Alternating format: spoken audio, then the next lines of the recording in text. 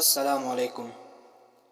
معلوم ہوا کہ نکاح کے بعد اخراجات بڑھنے کے باعث تنگ دستی پیدا نہیں ہوتی، بلکہ اس کی برکت سے تو تنگ دستی دور ہو جاتی ہے اور فراخ دستی حاصل ہوتی ہے۔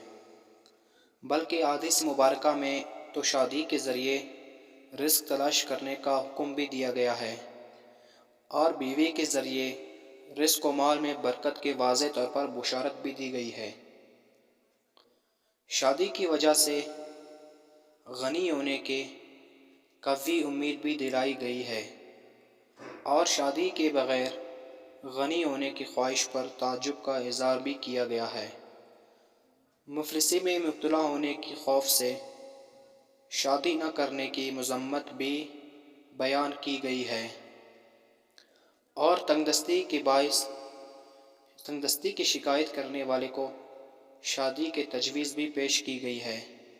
بلکہ ایک حدیث پاک میں تو ایسے مالدار مرد کو جس کی بیوی نہ ہو اور ایسی مالدار عورت کو جس کا شوہر نہ ہو